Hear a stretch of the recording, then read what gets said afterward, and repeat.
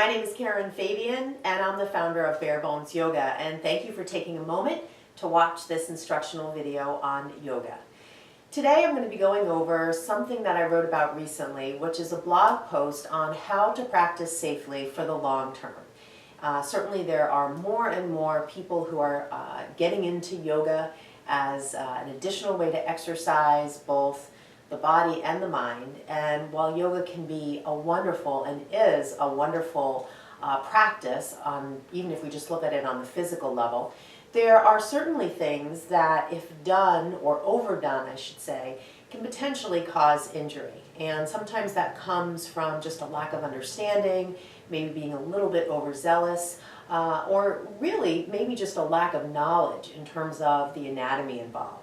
Anatomy is one of my specialties, so many times when I teach, I'm sharing with students not so much things from a risk perspective, although that might even be in the back of my mind, but really just sharing with them ways that they can approach certain movements with moderation in mind, keeping in mind that yoga has so many advantages to it, but if things are overdone from a movement perspective, sometimes problems can occur. So let me just start out by saying, if you'd like to read the blog post that goes along with this video, all you need to do is visit my website, barebonesyoga.com, and it's right there on the very bottom of the home page. I posted it there for easy reference, and it's called How to Practice Safely, Yoga Safely, How to Practice Yoga Safely for the Long Term.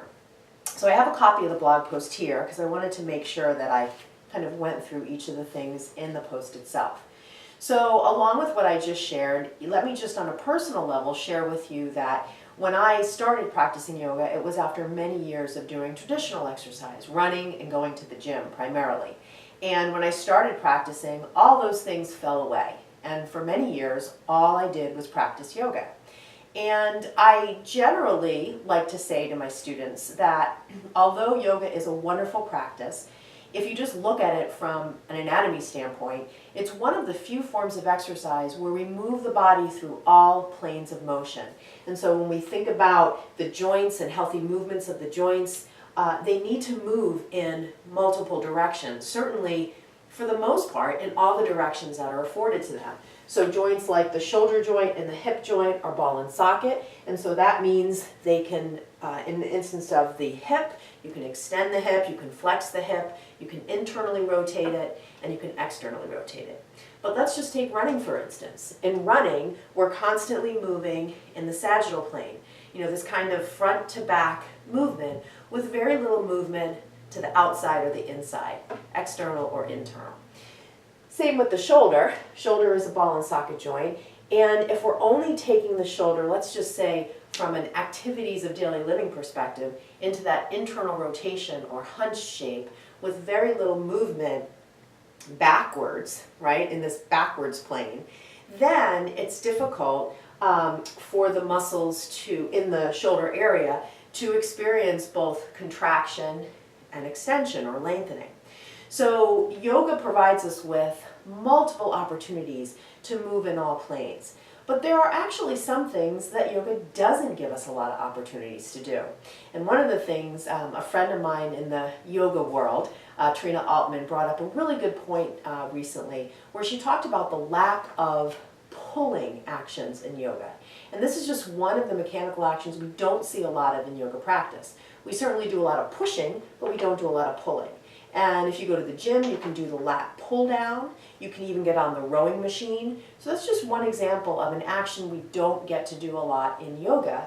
And the body likes variety. And so that's why it can be helpful if you are an avid yoga practitioner to mix in other things to your workouts, to your exercise plan, so that your body gets well-rounded movement opportunities.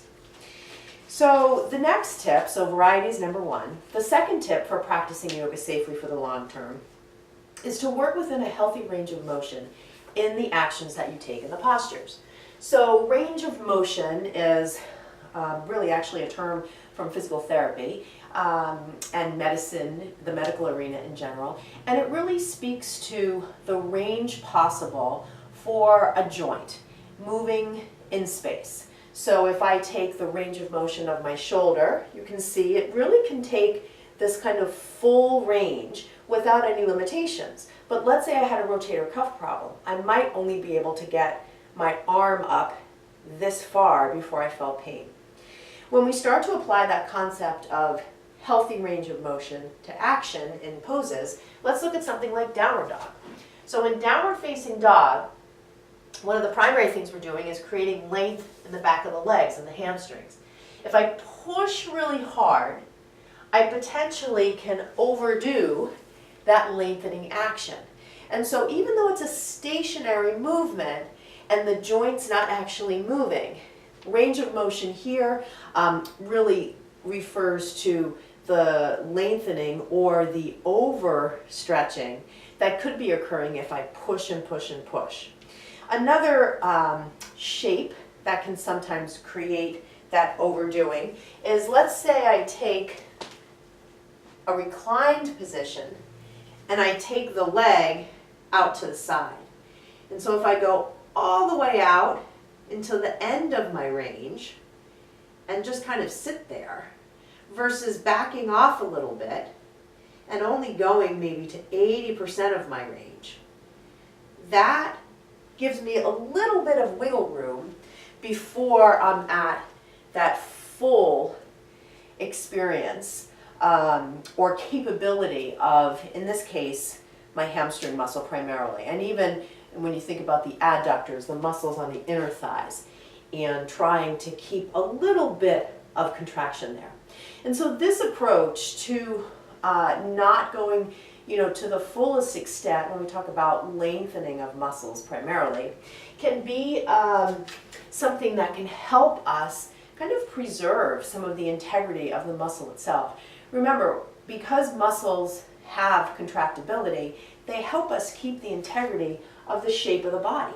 If we're super stretchy, we lose some of that integrity. So it's important for muscles to both, a healthy muscle, have both contractibility as well as extensibility. The next one is take a look at your reasons for why, or the reasons behind why you approach the practice in the way you do. And this oftentimes comes up when people start yoga because they want, oftentimes they're there because they want to be more flexible. So this relates to what I was just talking about. Keeping in mind that being super flexible isn't necessarily a good thing. And as we approach the practice, being a little bit more conservative in our movement so that we keep some of the integrity of the body and keep a good balance between strength and length. The next tip for practicing healthy for the long term is to avoid sitting in your joints or hyperextending the joint. So let me show you what that means. So a hyperextended joint is a joint that is hyper or too much, has too much extension. So if we take a look at the knee joint, right? So the knee in this position here is in extension versus in flexion. And if I really push down firmly, can't really see too much because of my yoga pants, but I can feel that I almost am at the point where I'm beyond straight. I've sort of gone past straight rather than just standing tall. And so if I take certain postures that require a straight leg and I lock my joint, that's not so great for the joint in terms of keeping some healthy stability. And it really, if you try it yourself, it takes advantage of the joint as creating the stability rather than the muscle, okay? And we really want to use muscle and engaging muscle to create support for poses, especially like I'm doing here where I'm standing on one leg. It could also happen in something like airplane. It could also happen in something like dancer's pose, right? So anything where I'm using my standing leg for support, keeping that, again, healthy balance between the action I want to take, which is extension, but not overdoing it so that I'm hyperextending. Another, just lost my train of thought there. So let's just kind of go with that. And that's, oh, I know. The other point I was going to say is the sitting in the joints. So this comes up oftentimes in lunge shapes. So let's say you're taking a low lunge. And if you're teaching, you might see this in the class, this kind of full expression, perhaps it might look something like this, right? So here the knee is moving past the heel in this front leg. I have a really big lordotic curve or concavity in my spine. I've flung my head back, so I've got a lot of extension in my cervical spine, right? And you can kind of see here, I'm just kind of like a hammock. I'm just kind of sitting in my joints. And so when we think about creating a healthy yoga pose, we want it to be supported. We really don't want to just be kind of hanging in our joints. So even in something like the standing version of that, the same thing can happen. So if I engage the core a little bit here, if I back off slightly so the knee is over the heel, that brings more integrity to the shape and prevents that feeling or action, end action, of sitting in the joints. And then the last piece is things like different actions that can be somewhat abusive to the body. Don't fling the head back or leave it unsupported in poses where your head is out in space, like triangle, side angle, or plank. So I know certainly when I started practicing yoga, I would come into something like upward dog, and I might take my head back, right? And over time, I really started to just kind of set my gaze ahead. Because as I learned more about anatomy, kind of worked on growing my anatomy knowledge from my academic training and my clinical work in different rehab hospitals, I started to look at anatomy in the context of yoga and started to look at things like anatomical position, which is this, and how often could I bring the supportive shape of anatomical position into poses. And so here, the head is centered over the body. It's not flung back. We're not overdoing anything with respect to the cervical spine. Now, every once in a while, you might want to kind of bring some artistic flavor into your practice. But again, if we're looking at practicing safely for the long term, it's good to just kind of keep some of this anatomical position in your practice. So when I was talking about the head out in space in a pose like this, triangle or extended side angle, the head droops, right? It can somewhat wear unevenly on the neck. And again, that's another shape where we're just sitting in the joints. So lifting the head up, even in something like plank, avoiding head drop, and keeping the head steady as we move from high to low push-up. And that can be difficult for folks because we don't have a lot of awareness around the position of the head because we're so often looking down at our phones. So many times when I teach private sessions, I start my student in anatomical position, and I just kind of walk around them and see what is the position of the head with respect to the neck when I just, and the shoulders, when I just ask the student to stand up tall. And many times you'll see people have this protrusion of the chin and they don't even know it because they're very used to looking down. So, just to review, and again, you can go to the website barebonesyoga.com and just scroll down to the blog post itself. Have variety. Yoga is wonderful, but go for a walk, go to the gym, go running, lift weights, do Pilates. There's lots of other things you can do. Play basketball to round out your overall activities for exercise. Work within a healthy range of motion rather than to your personal physical limit.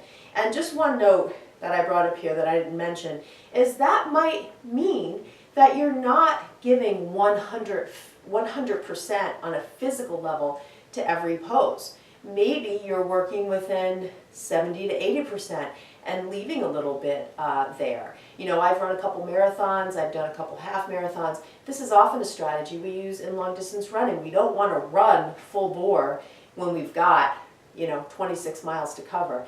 And it's also a good strategy for protecting the body through a long-term yoga practice. Examine your reasons and your motivations for how you approach your practice. And be honest with yourself. If you're trying to push yourself in every practice, maybe you need to go back and take a look at what's really underneath that. And is it really healthy motivation? Or maybe on some level, are you punishing yourself for something? Don't sit in your joints or hyperextend them. Don't fling your head back or leave it unsupported in poses where your head is out in space. So, I hope you've enjoyed this instructional video. If you go to the website barebonesyoga.com and take a look at the blog post, you're going to see that in it there's a free download for how to build yoga sequences. This also is right on the homepage at the very, very top. So, in closing, I'd like to thank you for watching. Any questions, please send me an email, Karen@barebonesyoga.com. If you have any comments, feel free to comment on the video here. Also on my website, you'll find some free webinars you can listen to, as well as the downloads I just talked about, and downloadable classes you can find on the online classes page. Have a wonderful day, and namaste.